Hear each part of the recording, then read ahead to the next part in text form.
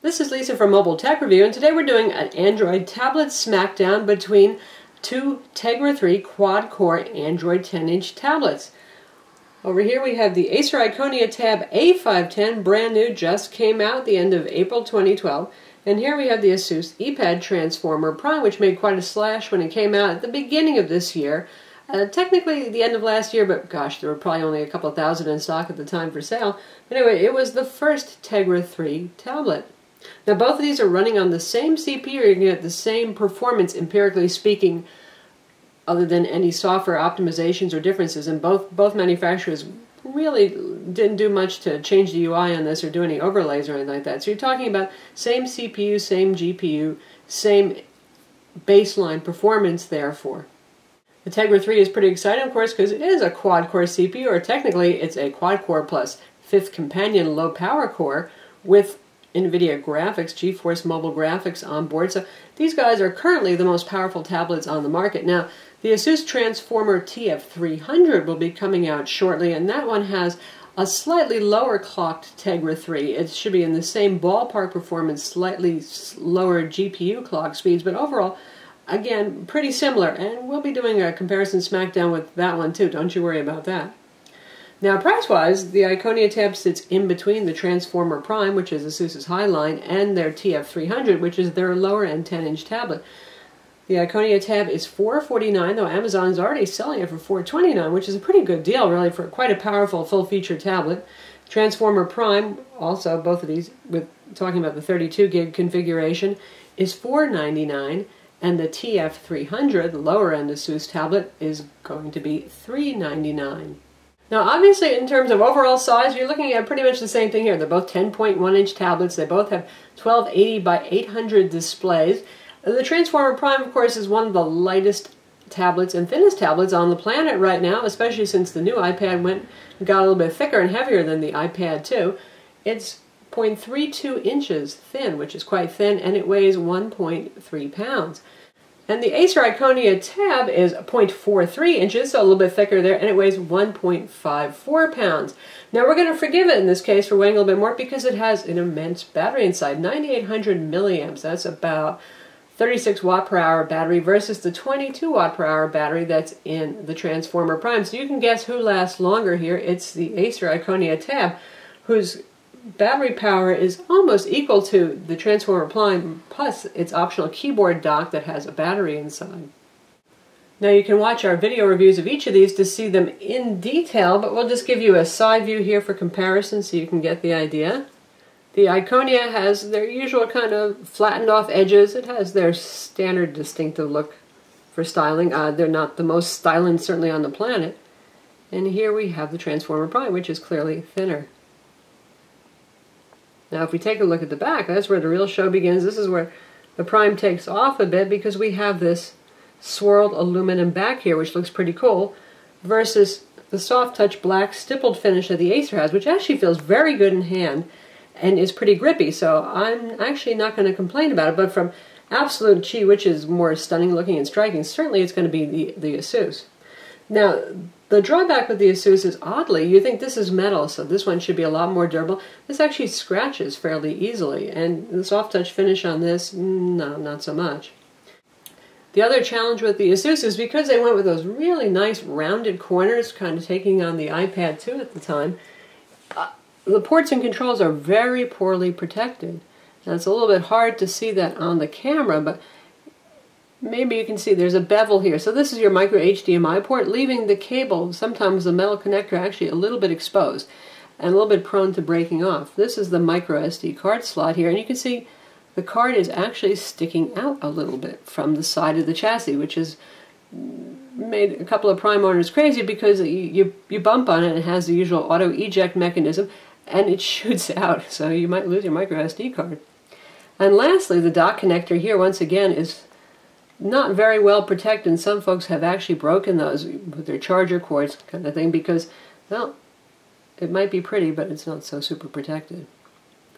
And while we're talking about physical design, you can see this is the little speaker grill right here. Now this technically actually does have stereo speakers, but it's got two little stereo speakers right side by side, so you don't really get much of a stereo effect. And volume on this is not super duper loud. It's okay, it's not bad, but not much stereo separation going on. So definitely the Asus wins for beauty, but in terms of practicality of the design, not so much. That's where the Acer pulls ahead, with its more everyday, kind of rugged, stoic design. Now as we look around on the Acer, you can see here's your power button, which is very easy to operate. By the way, because of the bevel and the teeny power button on the Prime, that's another thing, it's really kind of hard to press that. And here on the side we have our micro HDMI port, nice normal flat kind of thing, so it's supported nicely. Under here you have your micro SD card slot, and if there was a 3G option there would be the 3G, 4G SIM card slot under here too, so well protected. Of course you do have a little fiddly door here to deal with, so for those of you who hate fiddly doors, there's that. And on the bottom we have our micro USB connector, that's where you charge and where you can plug in micro USB stuff, and again it's pretty much a normal connector, a good amount of support. And here we have the stereo speakers, good size speakers. This tablet has really good sound. So you get good audio separation because, well, they're so far apart. That's about as far apart as you could put these two guys. Also, I like the fact that they fire down. They don't exactly get blocked by your hand, but I tend to hold my tablet on the sides, and when the speaker's on the side, well, what happens? I'm muffling my speakers. In terms of audio, the Iconia tab has Dolby 5.1 mobile. How useful that is to you? Well, if you're plugging in HDMI, that's when it starts to be useful, if you're plugging this into an AV receiver. And it does behave well. We had some movie trailers that were high quality 1080p with Dolby 5.1 and plugged it into our Sony AV receiver, and we got 5.1 out. It was very nice, it was very cool. Transformer Prime, this has been the story with the Prime. This is my personal Prime, I like my Prime, but it's always a little cranky and a little bit weird, and HDMI is another one of those things. I've tried a million HDMI cables, a bunch of different receivers, and I can never get 5.1 out. It's just darn picky that way. But in theory, it's supposed to be able to do it. In terms of display quality, obviously the Prime is one of those shining examples of neat display technology. It's not a Retina display like the new iPad, but it has an IPS Plus display. What that means is it has a super bright mode. It's around 350 nits if you have it in regular IPS mode, and if you put it in IPS Plus mode, it's 600 nits of brightness. Now that's not just so you can scald your retinas indoors, that's so you can use it outside and actually still see it. It combats glare better and it combats sunlight, so that's a pretty good selling point. The Iconia tab has a normal display, no high bright setting. It is, however, a very nice and bright display, and it's a little bit of a cooler color cast. You can probably see that on the video, but actually it has surprisingly a bit more color saturation. I don't know how well that's going to show up on video, but in person the colors are actually a little bit richer and deeper on the Iconia tab, which is, again, surprising. Now contrast on the Asus Transformer Prime is really, really high. It's mega contrast, postmodern, trendy looking high contrast kind of stuff. And a lot of people like that. It makes movies really pop. It makes photos look very stark and makes them look sharper than they actually are because of the high apparent contrast. So that can be an appealing look, and it really depends on your taste. Both of these have very wide viewing angles. We're waiting for Acer to get back to us and tell us what display technology they're using here, but it has IPS-like viewing angles. You can really lay it down flat on the table and still watch a movie without having any distortion of color or brightness. It's pretty cool. But still, we have to give the nod to the Prime for the IPS Plus for those of you who want to use it outdoors. As you can see in the video here, it tends to pulsate when being recorded on video, which is something we really can't stop, so sorry about that, but that's an interesting thing. Can our eyes, naked eyes, see that pulsing? No, they can't. Both of these tablets are running Android 4.03 Ice Cream Sandwich. The Acer ships with that out of the box, and now the Prime is starting to ship with it out of the box too. If you buy one new, of course if you bought one when they first came out, you had to go through the upgrade process, but that wasn't any big difficult deal. So we're again on cutting edge and square footing there. They both run the latest, greatest operating system, which is still, months after it was released, a relative rarity on tablets and smartphones. In terms of software updates, Asus has been very good with that. With the Prime, when there were problems, my goodness, they were just tossing out updates right and left to deal with that, and they tend to be on the cutting edge for giving OS upgrades when they come. Acer has not been so fast with OS upgrades, so if you're somebody who likes to always be on the latest, greatest release of Android, that's a selling point for Asus. They're usually very good about pumping those out. These two guys benchmark identically on Quadrant, on Antutu, OpenGL benchmark. You're looking again at neck-and-neck hardware empirical equalness. In terms of everyday use, they both feel very responsive for Android tablets. See, the UI is nice and zippy on both of these.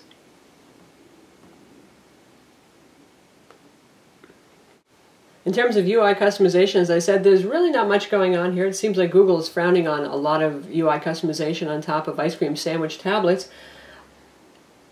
One thing that I will note in terms of performance is one thing that has plagued the Prime is this annoying thing with occasional, I'm not sure if it's due to accessing the internal storage memory or what it is, but you're using the web browser or some other application, and sometimes there's a pause, and then you get this dialog and it says, wait or force close. Now you should wait. It's really just taking longer than the device expected. It's not really stuck. It doesn't need to be force closed, but we have been getting that on the Acer, so that's an interesting thing. So I've actually found web browsing to be more enjoyable using the built-in Android web browser and using Chrome because of that. Both of these tablets have Bluetooth, they have Wi-Fi 802.11bgn, and nominally they have a GPS. I say nominally because here we go again with the Prime. You know the story. The GPS didn't work so well out of the box. The metal back might have been a problem. The connector's over here at the top underneath. I think if you saw my Squeezy Prime video, you saw me squeezing it to actually try to get some better performance out of Wi-Fi and the GPS. GPS really not so much if you're using a standalone. If it's Wi-Fi assisted, then it's fine. You're going to run this thing, you're going to launch Google Maps, and it's going to find where you are based on Wi-Fi triangulation of access points in your neighborhood. But if you're not in Wi-Fi access range or you turn Wi-Fi off, it's pretty much dead as a doornail. Even if you take it outside, yeah, we have the C01 serial number series, so it's fairly late. It's not the very newest that they made, and really, it still doesn't cut it. Now, we use GPS test and GPS status on both of these to actually just see how many satellites we're locking onto. The Acer has no problem. You can turn off Wi-Fi. Even indoors, you can get a lock on 3 to 5 satellites. Outdoors, consistently, we had 7 to 12. So for those of you who want to use this for navigation, in either case, you're going to have to either sideload some maps on there first or use a mobile hotspot to get streaming map data from something like Google. But other than that, if you want to use them as a GPS, the Iconia tab is a better bet. In terms of Wi-Fi performance, again, we did that Squeezy Prime thing where I squeezed up here at the bezel to get the connectors to mate up better on my Prime. And since then, it's been pretty good, but I see about 5 dB better performance from the Acer than I do from the Asus. So a little bit better reception on the Acer. Again, my particular Prime has not been a real problem child with Wi-Fi anyway. And in terms of speed tests for download being close and far from the router, I noticed that with the Prime you really do need to be closer to the router to get your maximum download speeds, whatever your ISP is providing you, but it does stay usable, say 20 feet from the access point. Acer has no problem, even if you go 20 to 30 feet away, still maintaining good speeds. And we've got some speed test results up here, so you can see now our connection is a Fios connection. It's 25 megabit down, 25 megabit up, so usually we don't see devices going too much over that, though. The Acer particularly actually managed to exceed that. So here's the Acer.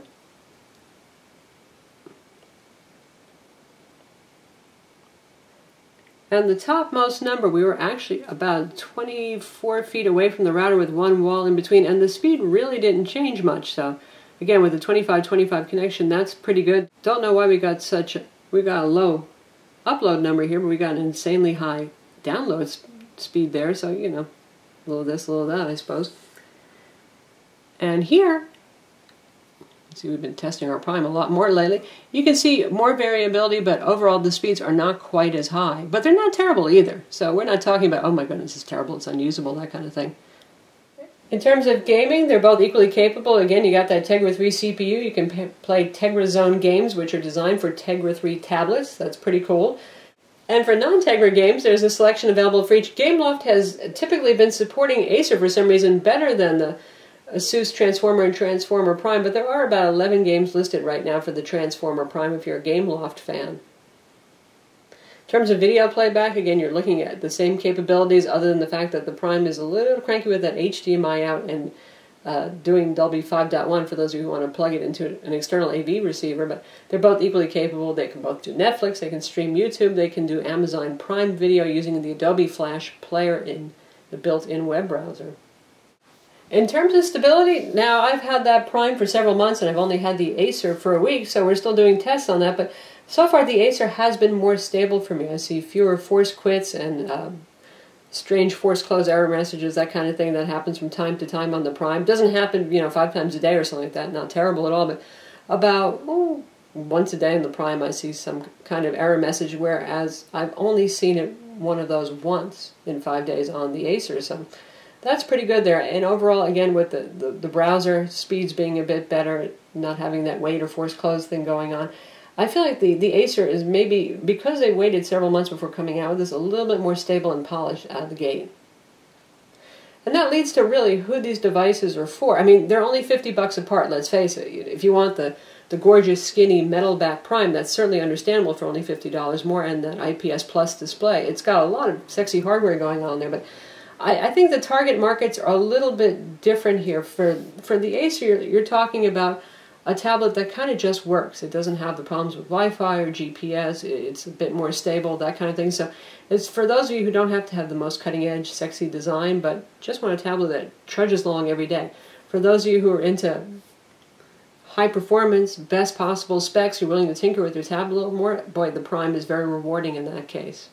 One thing that is interesting, though, Asus has been locking their bootloaders. For those of you who like to not only root your device, but put on custom ROMs, you know the deal. You can get it unlocked, and then you have to say, okay, but I agree to forego my warranty, potentially. The Acer bootloader is actually unlockable, no problem. And the Acer is also pretty easily rootable. You can use the same method that's used on the A100. It's a pretty easy thing to do. So for those of you who are geeky, there's the trade-off. There's one that's pretty easy to unlock the bootloader yourself. There's another one where, well, clearly Asus doesn't really want you to do that, but you can do it if you want to do it.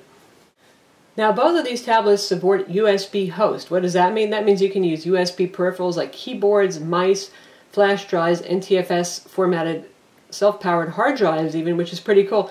I find the NTFS support to be a little bit better on the Acer. It works with third-party file managers like Astro and Android Explorer and all that kind of thing, whereas I've had to stick with the built-in basic file explorer that comes with the Transformer Prime when accessing NTFS shares. They just won't show up otherwise on other file managers. You can use USB game controllers with these guys as well. USB modems, no, because Android doesn't have drivers for those in either case. And for audio hardware, fancy stuff like that, no, you're not going to find the drivers for that. But for your basic peripherals, it's a go on both. Now, what's cool about the Acer is it comes with the little USB host cable in the box. So you plug this guy in the bottom connector, and there you've got your USB port. So you just plug your peripheral in here. This, you either get the keyboard dock, which is $150 now. Hey, you don't want to spend $150 if you just want a USB port, right? Well, there's a fairly little-known secret, which is there's this $20 adapter that Asus makes that plugs into the bottom port again, and this is your little USB adapter, so there's a USB port here. So you have to hunt around and find these. Micro Center often has them. You can get them online from them. You might find them on Amazon. But this will do the same thing, so you don't actually have to buy the $150 keyboard dock to get a USB port. But speaking of the keyboard dock, that's another thing that sets these two guys apart. For those of you who just want to use a straight tablet, then what we've been doing so far is exactly what you care about. But for those of you who have the desire to transform your tablet into a netbook-sized device with a keyboard and a clamshell design, that $150 keyboard dock is the deal. Of course, here it is. Those of you who watched our Prime review know all about this. Prime goes right in this slot right here, and then it works just like a little clamshell notebook. So you've got the keyboard, you've got the trackpad, and you have one USB port here and a full-size SD card slot as well. Now with either of these guys you can use Bluetooth keyboards as well as USB keyboards, so it doesn't mean you don't have input options with the Acer, but you can't turn it into a cute little clamshell notebook. So that's our Acer Iconia Tab A510 versus Asus ePad Transformer Prime comparison smackdown. And surprisingly, you know, Acer has really turned out a good product here. They've been going for the budget products lately, but this is their high-end offering. It's really pretty good. And I didn't think it was going to give the Prime a run for its money, but actually it has, in terms of especially just that everyday usability, from the fact that the ports are well protected, the power button is easy to use, it feels nice in hand thanks to that rubber back. And it's pretty stable, and the Wi-Fi and GPS and all that stuff work, and they don't have to tinker as much. But again, for the Prime, for you power users, boy, it's still a very appealing piece with its really high-end build, its nice IPS Plus display. And the Acer scores a big win, and we forgive it for being a little bit chubbier and heavier because that much higher capacity battery really gives you about an hour and a half more runtime, which is pretty nice. You don't need to use that keyboard dock to get up to 36, 38 watt per hours of battery total. So this guy here, the Energizer Bunny, pretty cool. I'm Lisa from Mobile Tech Review. Don't forget to watch our video reviews of both of these products and read our reviews on Mobile Tech Review.